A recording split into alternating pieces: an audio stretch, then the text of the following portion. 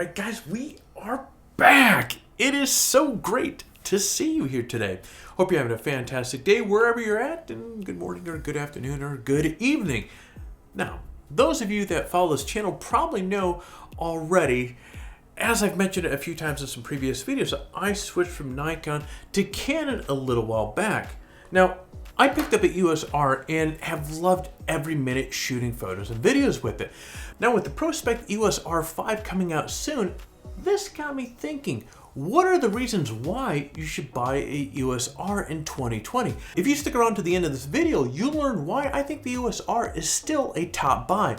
You'll also get the details on our current giveaway, and we have some pretty cool stuff happening right now. So, what do you say, my friend? Pull up a seat, let's go!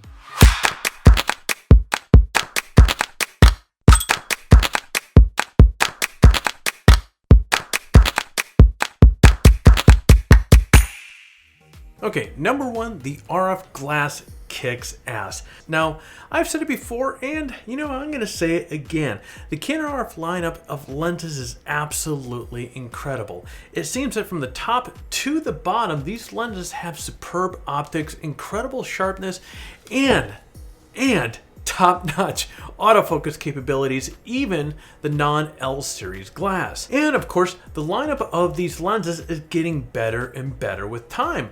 Now, I was late to the EOS R party, and I waited about a year before I even bought one.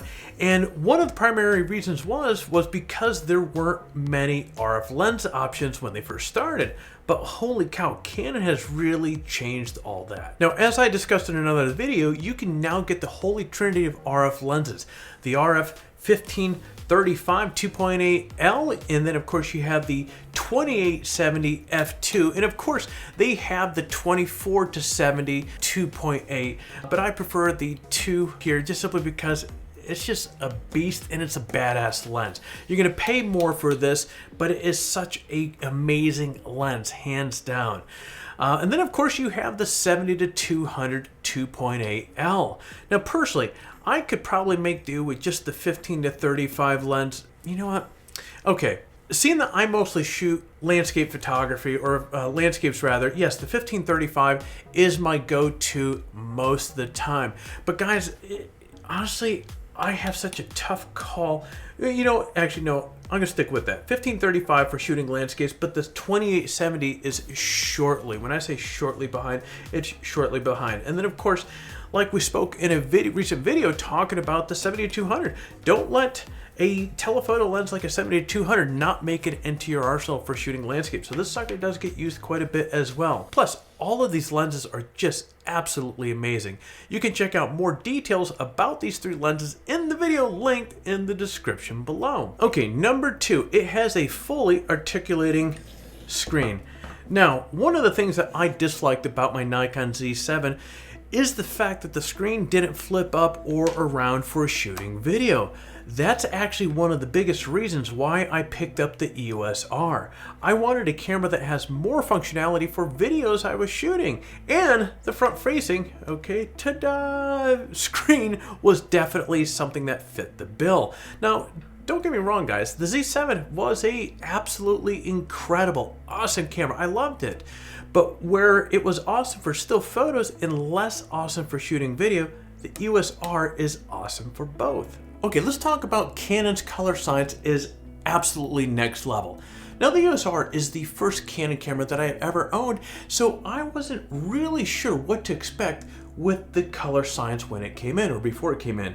But boy, was I pleasantly surprised. One of the things I found was that the colors are far superior when shooting video with the EOS R than what I got out of the Z7, or well, hell, for any camera that I've shot for that matter.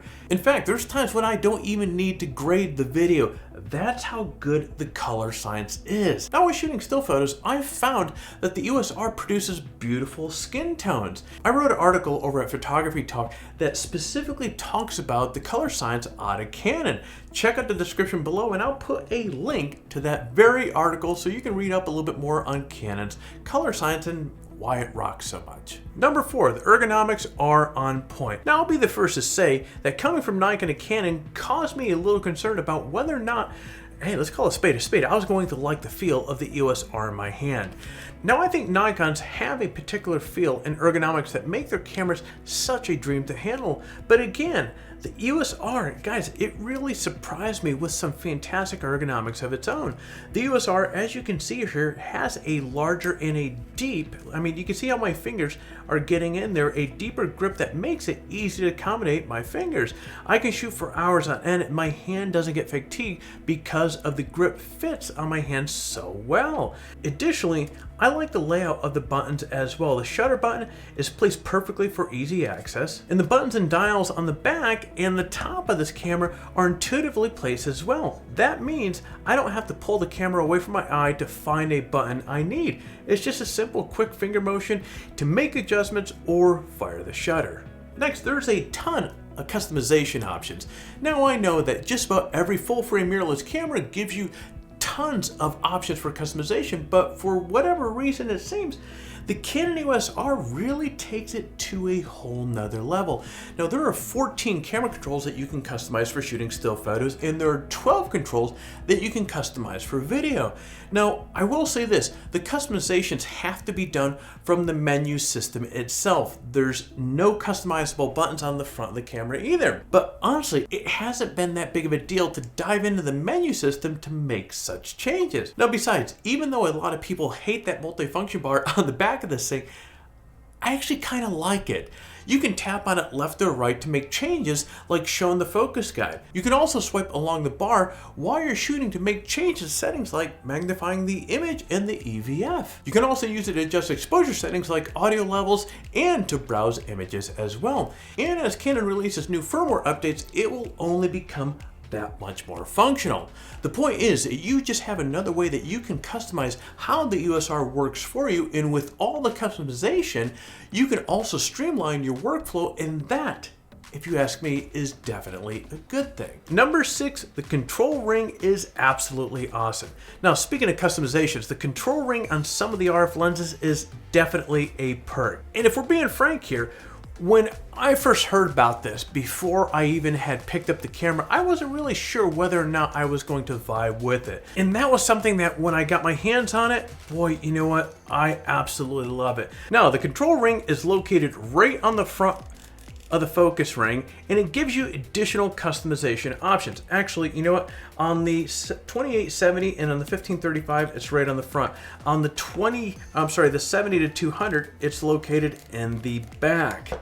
Speaking of customization options, you can program this to adjust your aperture, shutter speed, or ISO, or like what I do, I use it to control exposure compensation. I love the way it operates as well. The motion in either direction is beautifully smooth and fluid, and it gives you precise control. It gives you that feedback, now as you can see, in the form of very quiet clicks.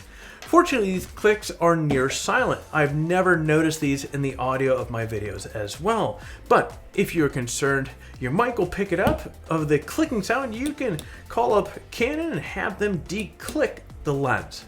Problem solved. All right, let's talk about the autofocus system that absolutely rocks with this thing.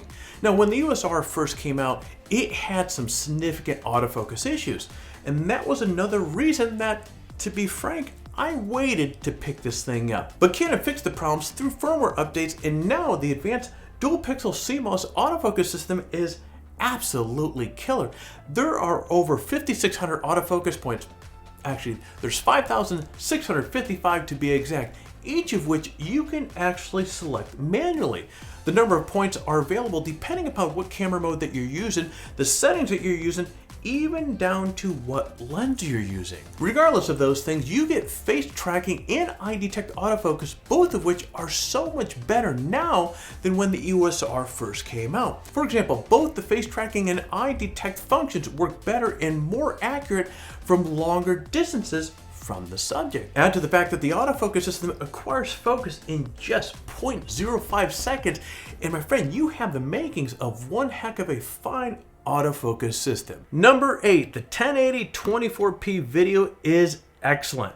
Now, one of the biggest complaints about the EOS R is that it has an enormous crop at 4K, or when you're shooting at 4K. You can sort of fix that now thanks to Metabone's adapter, and here that sucker is right here. for EF lenses that takes the crop from being a 1.75x down to a 1.24x. But I found that the quality of the 1080p video on this thing is more than good enough for what I needed to do. In fact, most of the video content that I create with this camera is 1080 at 24p. Interestingly, this camera records at a true 24p. Now, most cameras cheat a little and record at 23.98p. Now, no one will ever notice the difference between the two, but true 24p recording is usually found only in high-end cinema cameras. Number 9, this is a great A to Z camera. Now, as many of you know, I'm a hybrid shooter and I use the EOS R for shooting video as much, well, you know, actually, maybe more than I do photos these days. Now, if you're a hybrid shooter or if you plan to be in the future, this camera is absolute money. In my opinion, it's the best blend of photo and video capabilities that I've found so far. Now, are there better cameras for photography? Yes. Are there better cameras for video? Yes. But for me, this is the best blend of the two. And besides, if you ever want to upgrade to the EOS R5, you already have the killer RF glass ready to go. Lastly, prices are sure to drop. Now, the EOS R was, let's call a spade, never a high-end pro-grade camera. The EOS R5 definitely is. Now, when the R5 comes out, which will be very soon, the price of the EOS R should go down. Now, I know the EOS R and the EOS R5 aren't competitors. The R5 is clearly a high-end rig, where the EOS R is more of that mid-level goodness right there. Nevertheless, I think Canon will reduce the price of the EOS R to entice buyers to come into the EOS R ecosystem. Additionally, when people that bought the EOS R sell theirs, or better yet, trade them off to buy the EOS R5, that means the used market will be flooded with EOS R cameras. So not only should new EOS R cameras be cheaper, but there should be a larger inventory of the used cameras as well. Either way, this means the EOS R should be much more affordable than ever in the next handful of months. So there you have it, folks. There are so many other reasons why the EOS R is a good investment in 2020, but for me, these 10 reasons that we've discussed here are among the top of the list. But as I said earlier, I came from Nikon and Sony over to Canon, and I was afraid to do so at first. But the EOS R has definitely really impressed me, and I think if you pick up one, I think it will impress you as well. Now, to wrap things off, I want to mention our current giveaway. So check out these prizes: a GoPro Hero 8 Black, an HUI K-Series filter kit that includes a circular polarizer, adapters, and graduated ND filter, a Wander Hexad 45-liter duffel bag, and a $100 Adorama gift card. Each winner also gets a Octopad. As always, entering the giveaway is really easy, my friend. Step 1, like this video and subscribe to our channel. Step 2, leave a comment below. In fact, the more of our videos that you watch and leave a comment on, the greater the chances that you have to win. So check out some of our other content and leave some comments. Step 3, register on PhotographyTalk and introduce yourself in the forum. Now, if you did register on the site and introduce yourself during the last giveaway, you're still eligible to win this time. But it can't hurt. Jump over there and say hello. We'd love to see you.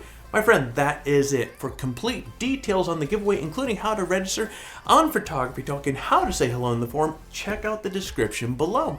Good luck. Well, there you go, my friend. 10 reasons why I think the Canon EOS R is still a great investment in 2020. I hope you found some value out of this video. I hope you like it. If you did, please consider hitting the like button while you're at it. If you're currently not subscribed to the channel, consider subscribing to the channel.